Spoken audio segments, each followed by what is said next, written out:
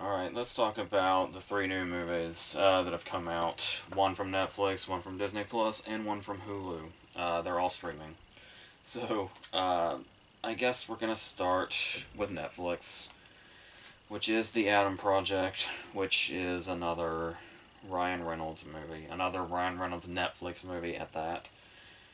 So, if you are familiar with these videos and this channel, you will know that that's not good news to me. I was not happy at all to hear that I would be watching another Ryan Reynolds Netflix movie this past weekend.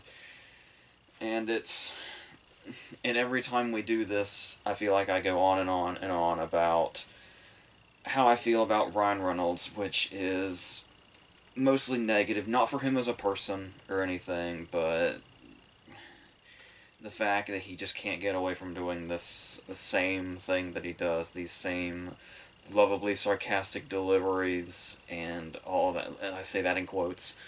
And it's and I feel like I've been tired of it for so long. And I know a lot of people have been tired of it for so long, but I also know a lot of people just worship the ground that he walks on. And I try not to bring this, despite what it may look like, I do not try to bring this into every single like, I try not to bring hate, like, as soon as I go into one of his movies. Pessimism, sure, but I'm not, like, coming in, like, saying, oh, I can't wait to point out what I'm gonna hate about this already. The movies usually just do that themselves. But, with every 7 or 8 years or so, there's an exception. So here we have put Ryan Reynolds as Ryan Reynolds in 2050, where he is a fighter pilot of some sort, and he is traveling back in time to present day 2022. How weird is that to even say present day 2022? Even they're also going to be going back about 4 years in time also. Which is where our three sort of, well, our two main settings are. We're pretty much never in 2050, more or less. And of course, the concept of the movie is that he is going to run into his younger self, his child self, and that's going to help him with this mission that he's currently on. So so not only are we getting Ryan Reynolds in this, and we get some backstory on this kid by Jennifer Garner screaming some exposition. He gets beat up by bullies and sent to the principal's office. So she comes into the principal's office screaming exposition. Then on the drive home, of course, she's gonna be saying more exposition. And again, to make sure you have the whole story straight, whatever I don't tell you here, Jennifer Garner will gladly pick up the rest and give you this whole kid's biography in just a couple of minutes, if that.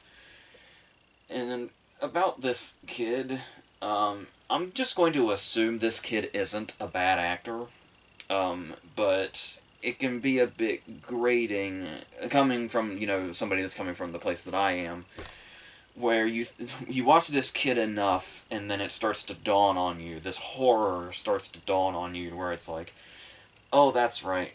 So Sean Levy directed this, who's a very I think he started off making like Big Fat Liar, which if you're my age you probably love, and some stuff here and there like Real Steel, and like I guess you'd call it guilty pleasure kind of stuff, but he's more than competent as a director. It seems to downplay when his movies are actually quite well made. And he's also an Oscar nominated producer because he produced Arrival, which which is it's kind of hard to believe when you look at some of this other stuff. But yeah, so Sean Levy's direction here to this kid, because of what's going on, is okay. You're playing young Ryan Reynolds, so essentially be young Ryan Reynolds. So we're not dealing with just one Ryan Reynolds here. We're dealing with two through two different actors, and that's it's. And what's really funny about this, what's really ironic about this, is the actual Ryan Reynolds character is consistently annoyed with this character. So it's like, yeah, it's not so fun being on the receiving end of Ryan Reynolds, is it, Ryan Reynolds? Now you feel the rest of our pain. But what's interesting about this, though, is that yeah, I could bring out, all this stuff about, oh, I can't stand Ryan Reynolds doing that same thing. And it's like every time he opens his mouth, every time he even walks on the screen, you know exactly what you're getting. It's that same goddamn thing. That was maybe appealing once nearly 20 years ago. And he's still at it. Which gives this poor kid, a whole bunch of really cringy lines and line readings and all that stuff. And I don't think it's the fault of the kid. Um, I don't even know if I'd put it on the fault completely of the fact that he has to act like Ryan Reynolds. Sometimes the writing is just shit, and there's really nothing you can do with that. But but there's a ray of light here, where it was like there are moments in this movie where it was like, okay, there's something really good in here actually. There is a scene that Reynolds has with Jennifer Garner at a bar, and it's like, yes, Ryan Reynolds, like you people, come out and they'll say, oh, he did Buried, so you have to love him. He did one thing different once. And I'll still go to bat for the voices as well, but it's so few and far between where you get these moments where it's like, holy shit, Ryan Reynolds actually can do something that's like that means something. Where he can actually, maybe get an emotion out of you. He tried that in Deadpool 2, but that's a whole rabbit hole that we won't go into because I already did that when it came out. Which incidentally came out the same year that a lot of this movie is set in.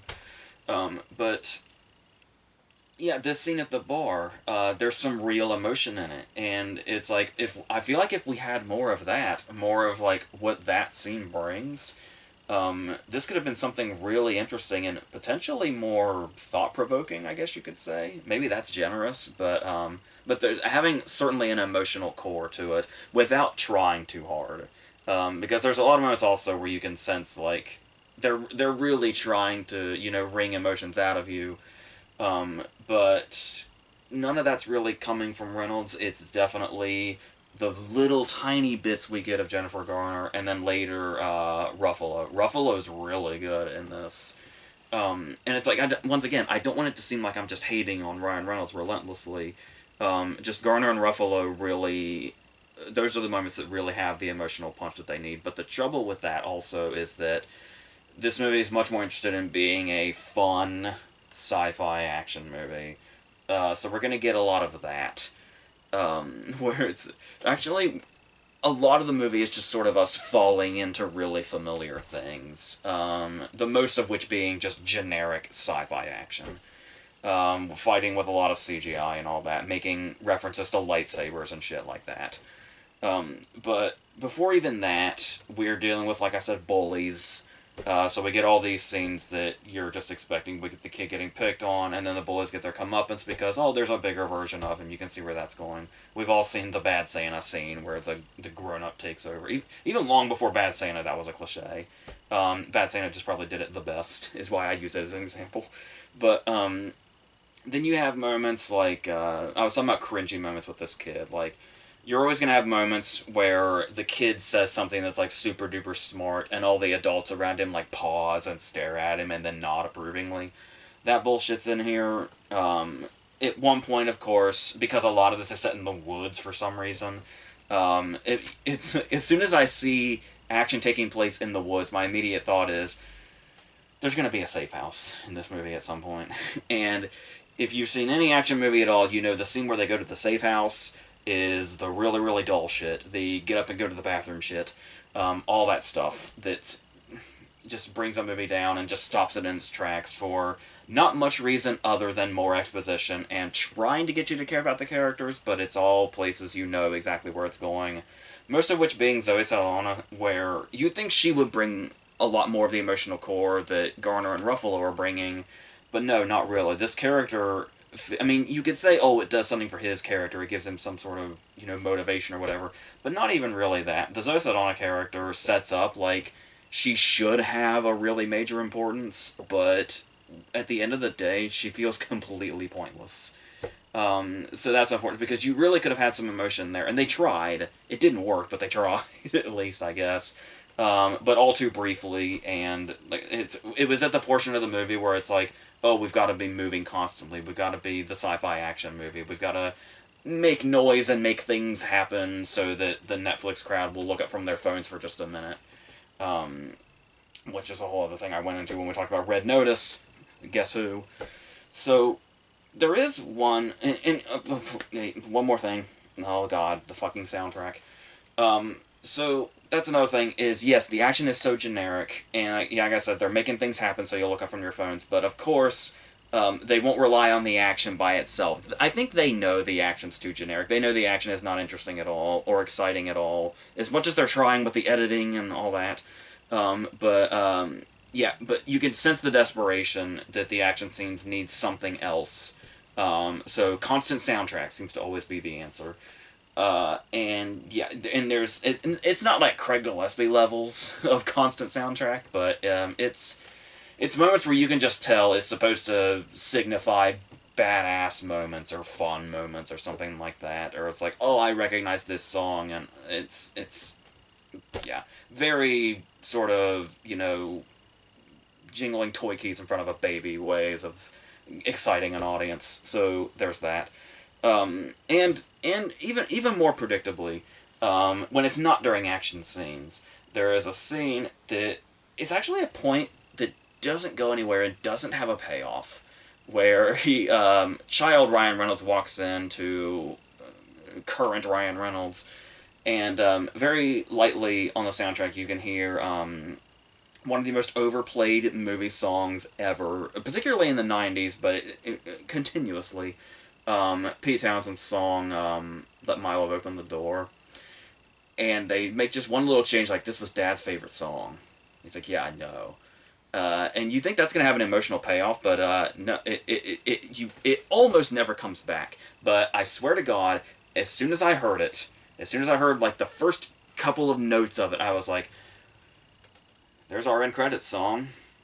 Because I can think of at least 3 or 4 movies that use this as the end credits song. So I mean, if you want, if you want to just talk about every little detail that makes this movie completely and totally unoriginal, it's all the way down to that, where you can identify a song by like 2 notes, and know that it's going to be the end credits song over an hour later. And I honestly, I'm stuck on this whole thing of it not having an emotional payoff of it being their dad's favorite song, because it's like, if that did have a payoff, it'd be like, oh, I'd be sitting here saying, oh, that's really predictable, and it's like, oh, of course it was going to go in that direction. You could see that coming from a mile away. But I don't know if I hate it even more that it has no payoff at all. It never comes back until the end credits. The way they set it up like that, you would think it would, but it's almost like there's scenes deleted or something. But yeah, because that's one thing I can say about it is I thought the pacing was fine, despite that I wasn't really into the movie. It did feel like it went pretty quickly, and it felt pretty short. I think it's like an hour 40 something, but yeah. So that's another thing where it's like I want to praise that, but it also makes me wonder like how much might be cut out or something. But since I didn't really like the movie that much, I will say that it's a plus, that it felt short, and then it ended quickly. But another thing that's going on here is the editing. There's some choices here, because yeah, it's trying to be really actiony and really exciting and stuff like that. But sometimes in the middle of this will be, because it's Ryan Reynolds, you've got to be comedic for no goddamn reason. Because he's literally incapable of nothing else other than trying desperately to make you love him and to make you laugh for some reason. Not that, trying to make people laugh should be looked down on or seen as a bad thing, but, I don't know, maybe try something else, Ryan Reynolds, when you're doing that. Just, like, anything else, for God's sake. It's the Ryan Reynolds stuff. But, yeah, because he has to throw in sarcastic lines and his Ryan Reynolds delivery, we'll be doing action scenes, and then we'll have to jarringly cut to him in the cockpit with the kids saying something comedic or doing something comedic, and then we'll cut back to the action. And it's really weird. But then there's another thing where Zoe Saldana's getting her own action scene. And it's like, oh, okay, we're finally focusing on this character. She's going to get her badass moment. She's going to prove why her character has a reason to be in this at all. And while this, in quotes, exciting action scene is happening, we are cutting back and forth in the middle of it to Reynolds and the kid walking through the woods, talking.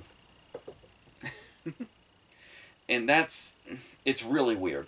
So really weird choices for their actions. So that's what a lot of the action is when it's not just being, overbearing CGI and constant and all that. But yeah, one of the saving graces, apart from Garner, as I mentioned, was Ruffalo, who comes in pretty late, but just enough to, kind of save the movie a little bit. And he's got some great moments here. There is, I hate, if this is getting to you, I hate how nitpicky I've been sounding throughout this.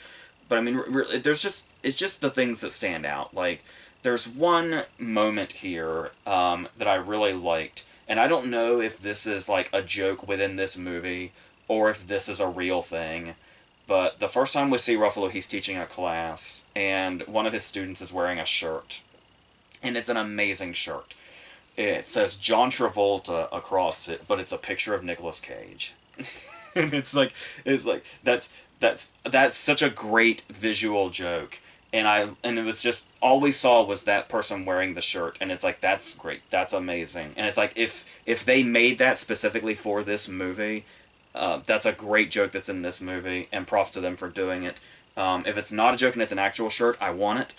But the problem here is that Ruffalo eventually draws attention to it. And it's like, it was doing its best just being there. But it's like, this movie had like one good joke, and it had to draw attention to it. It can't just exist. It has to draw attention to itself.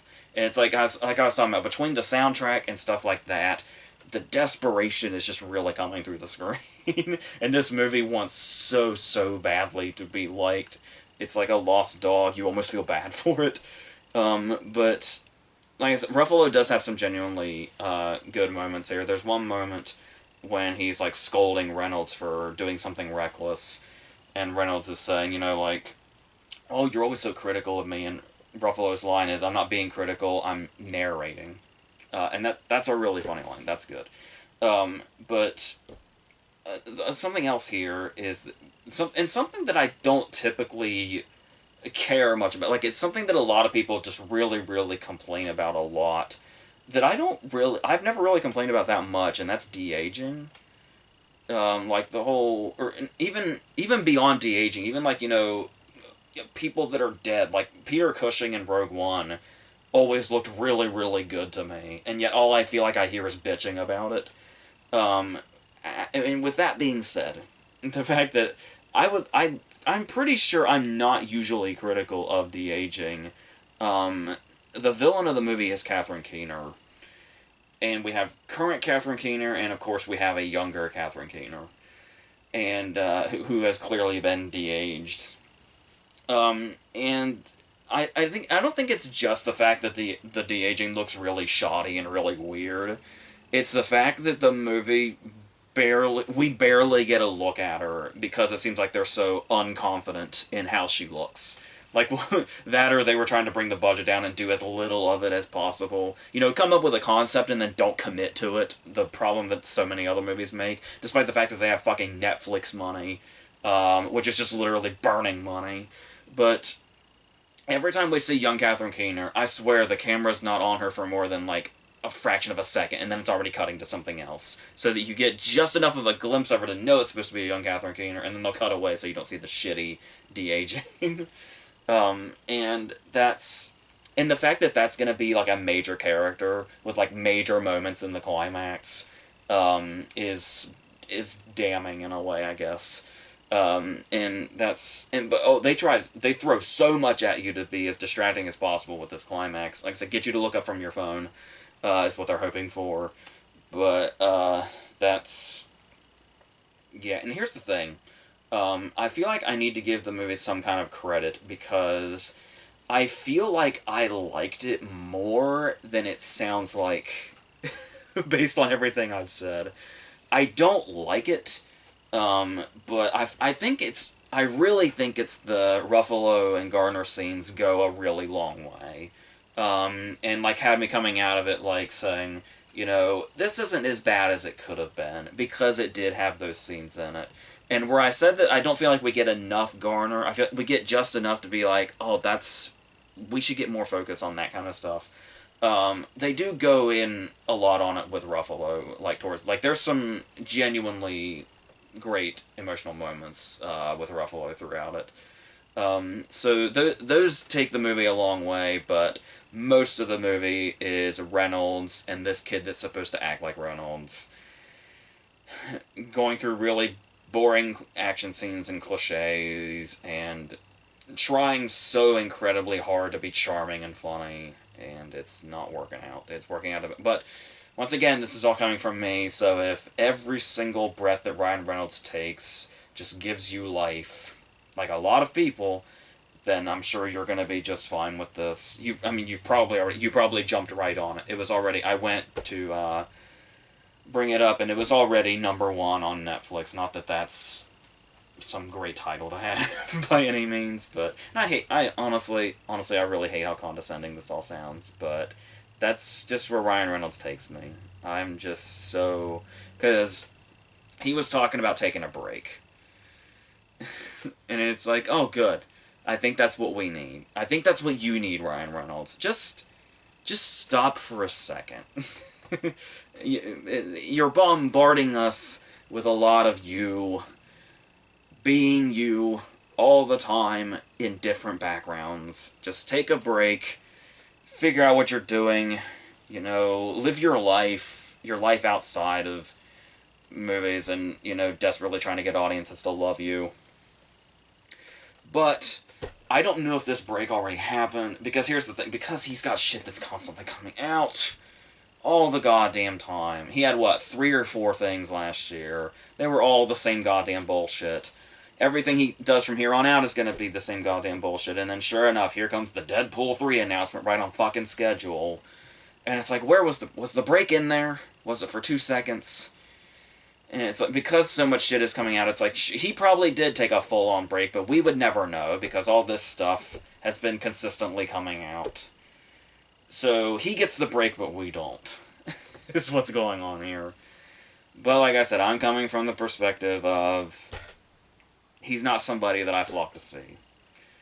And a lot of people flock to see him, so maybe I'm just talking to nobody here. Maybe I'm talking to people that are just foaming at the mouth right now with hatred for the things I've been saying, but that's how I felt about this. So, yes, bring on that 13 going on 30 reunion. The Ruffalo scenes and the Garner scenes, great. Except when you have Ruffalo running around aimlessly against a green screen while stuff's blowing up, and we're supposed to be all, oh, I hope they get out of this. Oh man, I sure hope they defeat these bad guys. Oh, I hope that kid's not in danger. Whatever. It's a chore to care about movies like this, or try to care about movies like this, but, every now and then they have their saving graces, so thank you, God, for Mark Ruffalo and Jennifer Garner. I'm glad you exist, the two of you. Let's go on to Turning Red, which is Pixar's new movie that for some reason got saddled with going straight to Disney+. And it's from the director of Bao, the short that won the Oscar a few years ago, or whenever that was. And this is the target demographic here is a bit more of a specific audience that I certainly am not. But the way, Disney and Pixar have a way of being able to make movies for certain people, for a certain demographic, and still somehow feel universal is something that's really coming through here. And it's set, first of all, it's set in 2002, which seems very deliberate for the story that they're telling, from the perspective of the people that are making it. And I guess I don't know how much of a perspective I can bring to a movie like this. But I can definitely there's one case, there's certain cases where you can see like a movie is made for a specific crowd and you're like, oh, so that's clearly not directed at me, so I'm not going to really feel anything, but good on them. I hope it worked out for the people they made it for.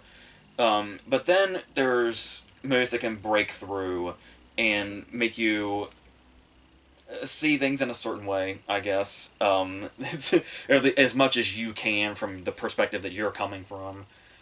But it is clear that this is a movie that the difference here is that there are movies that are made that end up becoming important to people that see it at certain ages. Like when we see, Disney movies at the beginning of our lives and through our childhoods, stuff can make a really big impact, even if it's stuff that maybe won't be as impactful when we grow up. Will leave those lasting impressions, and there'll be movies that there's if you talk to anybody, especially people that grew up on like a lot of movies, they probably learned a lot of things about their life and have things that they carry through their life from the most random ass movies. um, like there's a line in the movie Basketball where Trey Parker just casually says, "Oh, we're all gonna die." And as a kid, I'm almost positive that's when I learned that we all die. Fucking basketball. It's the first time I had an existential crisis at like 9 years old. And so any movie like that can make an impact. So when movies like this come along for their specific crowd and for their specific, who they're aiming the story towards, movies like this can be like really, really important, especially when it's tackling something that hasn't been tackled before. And it's one of those cases where you're like, how do you even tackle that, especially in a movie like this? Because it's clear, it's all over the movie. Because it's obviously there's an allegory going on of just like growing up in general or being a teenager in general. Where it's like I said, there are things in there that are universal, like the main character has crushes that are just all consuming, and has this sort of teenage anger towards everything, especially like parents and expectations and stuff like that. Um, but when you look at the title itself, and what's going on, there's also clearly another allegory going on here as well, and some of the dialogue is so on the nose. It was almost shocking. But because I had heard, a while back when this movie was in like its first stages of having like posters and stuff like that. I felt like there were like whispers of it was gonna be about this particular thing. But that's another thing where it's like, is that just being too read into, or is that really what they're going for? And they're not hiding at all that that's what they're going for. And honestly, good for them for not hiding it. Because it's like, it's still, because you have other Pixar movies where about like growing up and girls growing up, specifically like Inside Out. But I do feel like that this one does it certainly as palpably as Inside Out does. But I also feel like this one doesn't, despite how, on the nose some of the dialogue might be, it still feels like this isn't as spelled out as, something like Inside Out, where it's clear what Inside Out was about. Whereas, while a lot of this is on the surface, there's also some things going on below the surface that will really resonate as the people that it affects now, as they grow older, will probably grow to appreciate even more. And the thing about it also is, especially with this being considered, like, I mean, you can throw around a lot the word important when you talk about movies, but like I said, while I don't have personal experience, the things that I've heard give me the idea that this could be a very, very important movie for, girls that are the age of the main character in particular, that'll relate to it the most. Because, well, while obviously my knowledge is limited as far as, like, what exactly, teenage girls go through when they're growing up, this one thing in particular that the movie is obviously symbolizing, I did get one particular perspective that stood out to me. Obviously, there's... like I said, it's always the weirdest movies that have those moments that teach you. When Jason Bateman's movie Bad Words was out, that I just loved instantly, and I was telling everybody to watch it. There was a girl that watched it because I had recommended it to her, and she came back to me and she had said that it was hysterical and she loved it, but there was one scene that stood out to her. And it was a scene where they're at one of the spelling bees, and obviously, if you don't know the concept, Jason Bateman's character is an adult man who is amongst these children at a spelling bee, and he's an absolute piece of shit. It's Jason Bateman's Bad Santa, is what it is. And he's doing terrible, horrible things to these kids in order to win this spelling bee for himself and get this glory. And one of the terrible, horrible things that he does is one of the girls stands up and goes to spell her word, and while she's at the microphone, he puts ketchup on her seat so that she sits on it when she comes back. And then he tells her, and he tells her what she probably thinks it is, causing her to run off the stage.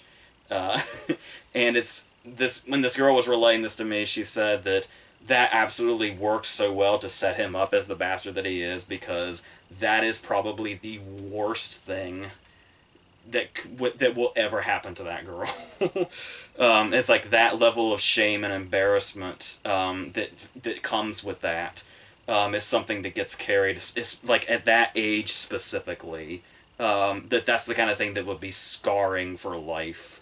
And so it's like when you have movies like this that will draw attention to this natural thing, that's where you get the sense that movies like this probably should exist, and to the point to where it's like it's almost it's crazy, but at the same time, when you look at the way things are viewed and the way people react, it's also not surprising at all that we haven't had a movie like this yet.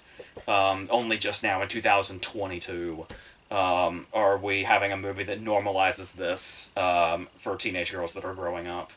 And that's something that's going to give this movie resonance. And if you're cynical enough, you'll probably say, okay, Dad, that makes the movie important, but what about the rest of the movie? Like, is it a good movie by itself, apart from just being something very important that probably should be made for this particular audience? Yeah, obviously, it's a Pixar movie, so it's gonna have, it's got really lively animation. It's got very funny characters. Her friend group in particular has a lot of great characters, and really clever jokes, good characterization, really good emotional moments. It's not necessarily just me not having as emotional of a connection to it because I'm not a teenage girl that's growing up or anything. But there are also some moments that felt a bit distancing, like the way they handle the conflicts, where a lot of the outside conflicts are kind of unengaging, and it gets to the point to where the conflicts are getting really forced. Where it's like this is one of those movies that has a conflict where a conflict happens because a date gets moved and two things are happening on the same day. And the fact that was never set up that way, the fact that it gets changed to that in the middle of the movie.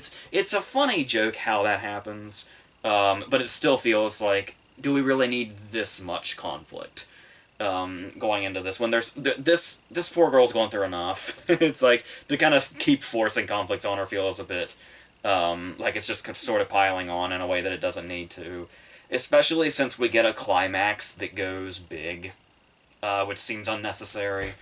But but once again, when you're looking at it from the allegorical perspective, it's there's a much more emotionally impactful moment at the end that's much more moving than this big climax ever would have been, and it's actually like it's almost kind of a devastating moment during these last moments here where it's kind of resolving itself.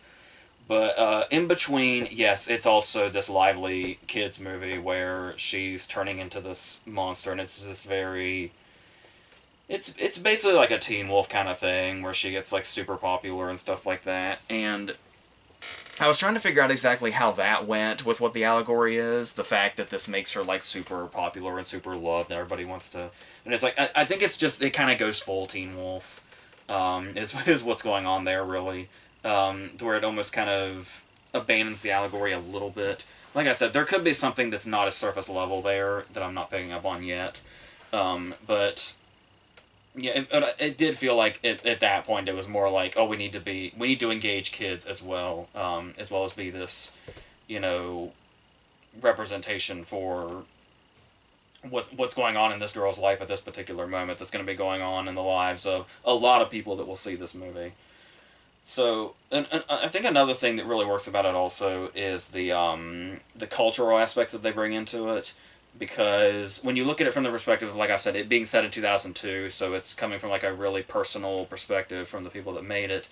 The cultural aspects that they bring in also help that also, where it's like there is like one of the recurring things here is that the main character is, you know, drawing in notebooks and, you know, drawing her crushes and stuff like that, and it's like, and basically things, you know, in her life that are affecting her, and in this sense when you see all these really personal things into it, it's almost like the movie itself feels like one of those notebooks where it's like the filmmakers were essentially, you know, like saying this is where I was in 2002 more or less, like emotionally and otherwise, and it's and in culture and stuff like that.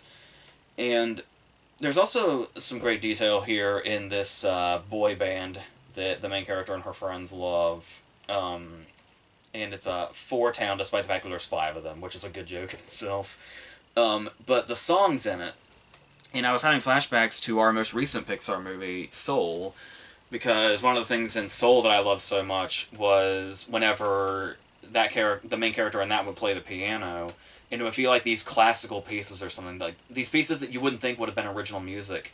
Um, but John Batiste is a god, so it was actually music that was made for the movie. Despite the fact that it felt like it would have been pre-existing years and years ago. And this gave me similar vibes with these songs that the boy band has. Not because these, I mean, they're catchy, but not like, you know, what John Batiste was doing in Soul or anything. But it's like, oh, these feel like songs that would actually be, you know, boy band songs. And it's like, your first thought is, oh, they must be pre existing. But apparently they're original songs by Billie Eilish and Phineas. So I always love, like, with what they did with, you know, Batiste and Soul and now Eilish and Phineas, is bringing in this music that feels like it's from a different place or from a different era, but it's original to the movie.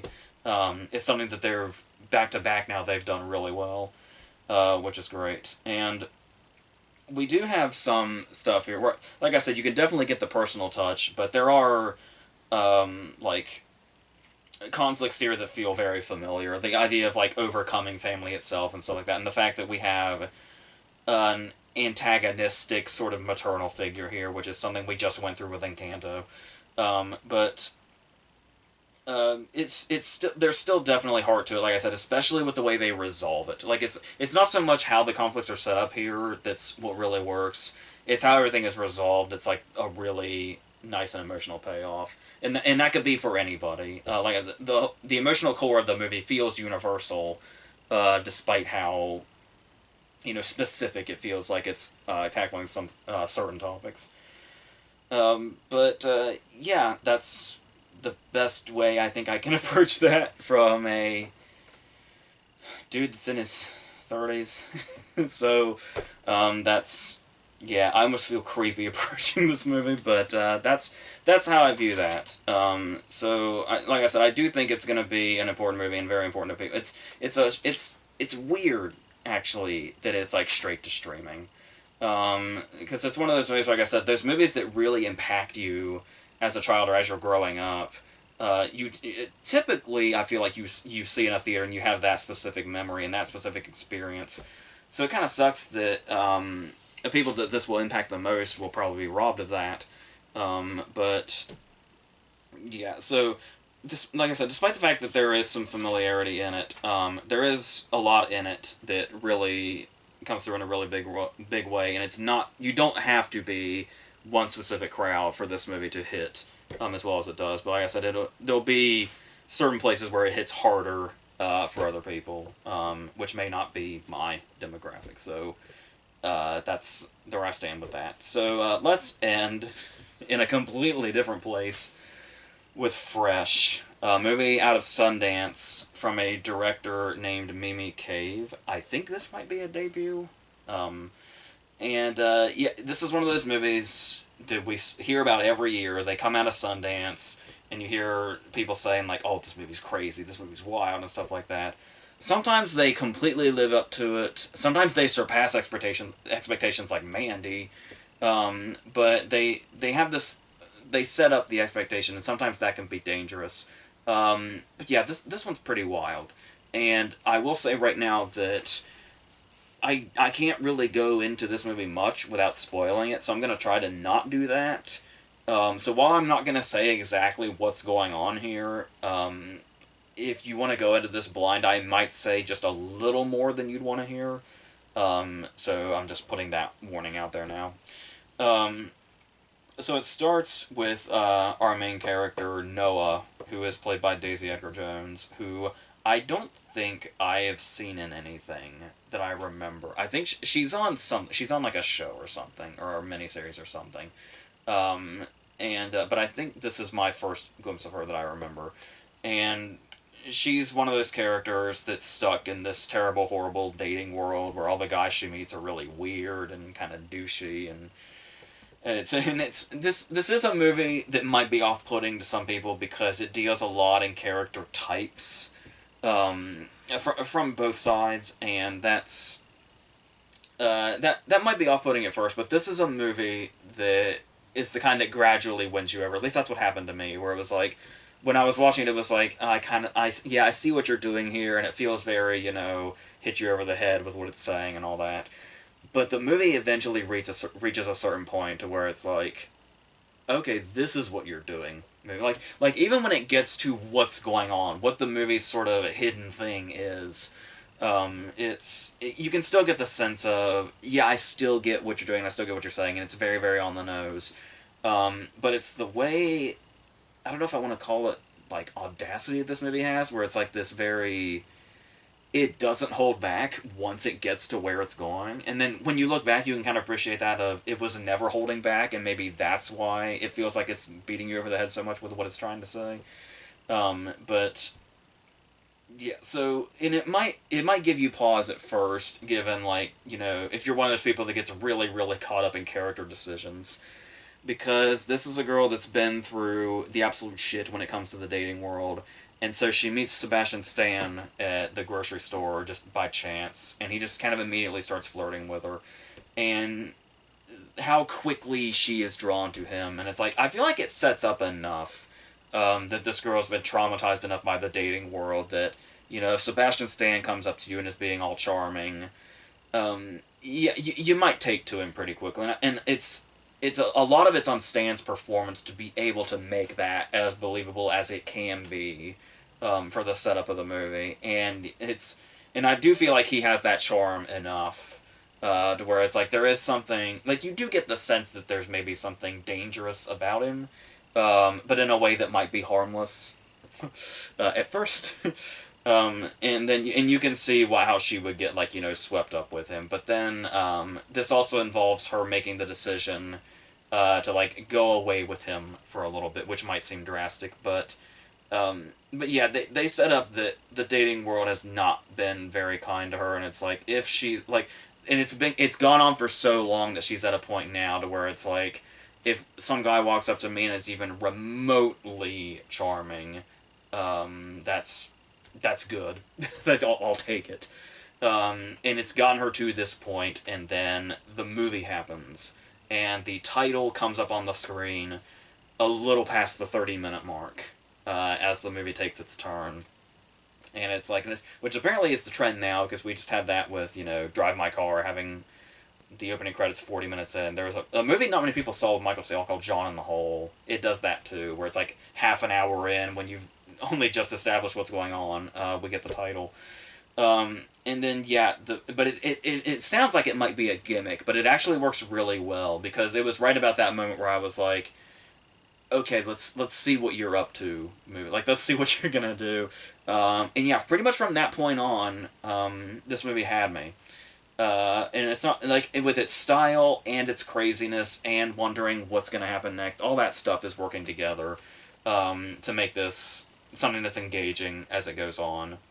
I said, if it doesn't grab you from the start, like, if it doesn't have you by this point, it probably won't. But if it doesn't have you from the start, once it gets to that point, you might it might suddenly grab you and suddenly pull you in, which feels very appropriate with what's going on here.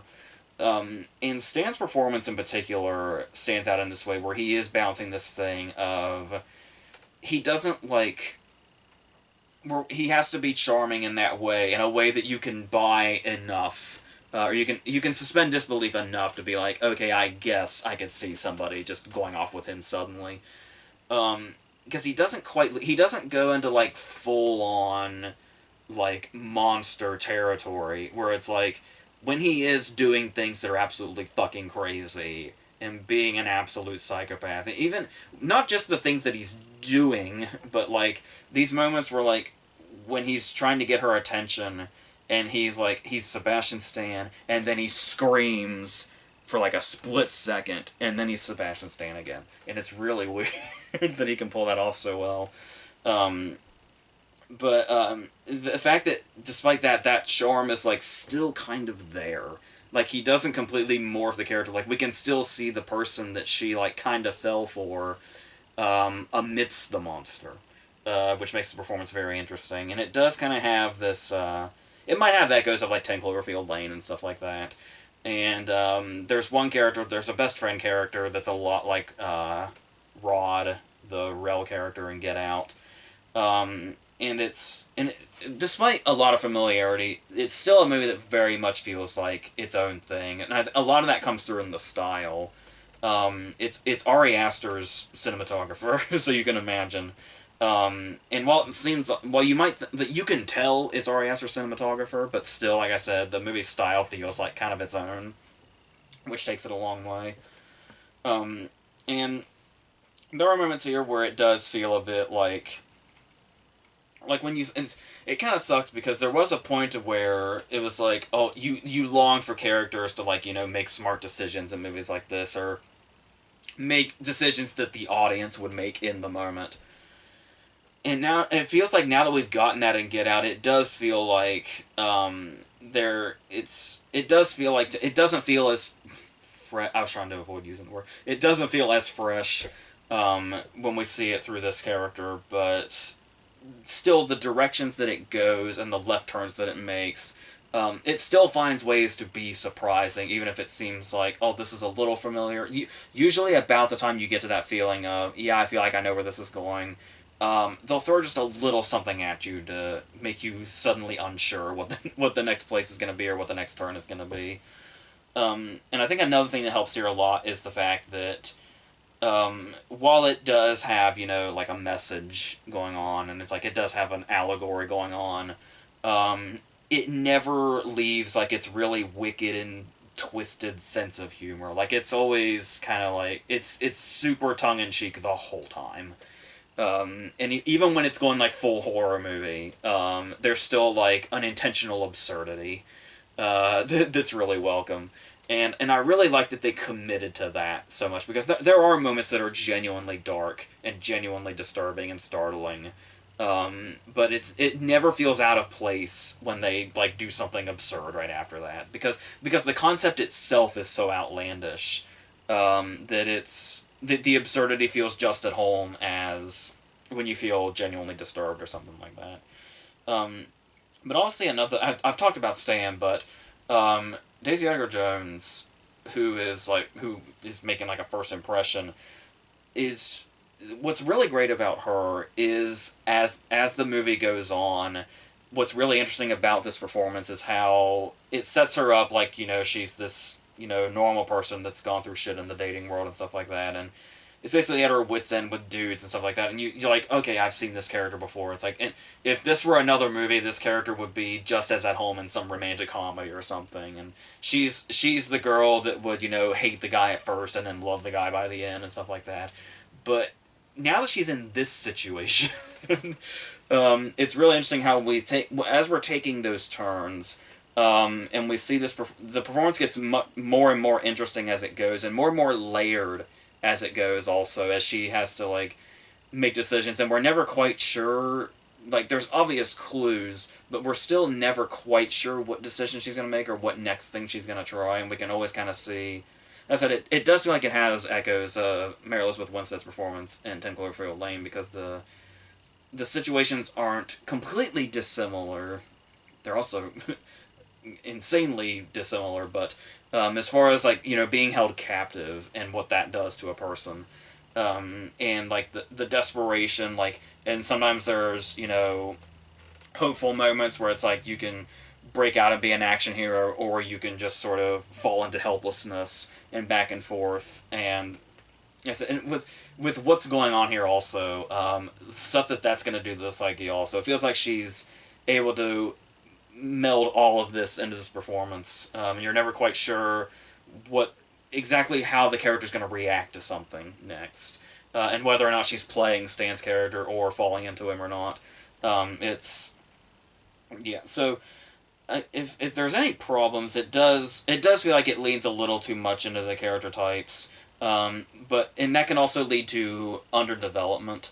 There's one character in particular that I would really have loved to have seen more of and gotten more of, like, what's going on with this character and where this character's mind is at. But we barely see this character at all. They get like 2 scenes, and one of those scenes is the climax. Uh, so that's I feel like they could have delved a bit more into that, but they do. And there is one point where they do the thing where they're trying to subvert expectations by having one character like basically realize they're in a movie and like leave the situation, and it's like that feels a bit too.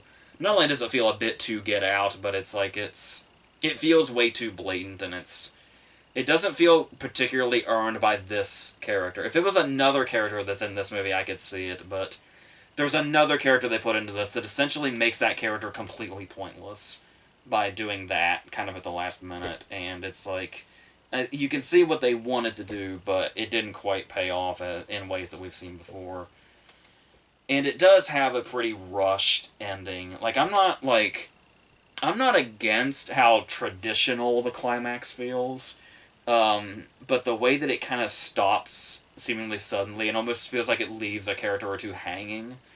I mean, I kind of get, like, well, that would probably be saying too much, but yeah, I can get what they're doing, but it still feels like the ending is kind of rushed a little bit also. So I should probably just leave this at this, I guess. I hope that wasn't too vague, or annoyingly vague or anything. But yeah, so I would say this was easily well, no, Turning Red also. I think I almost forgot which movies we were talking about.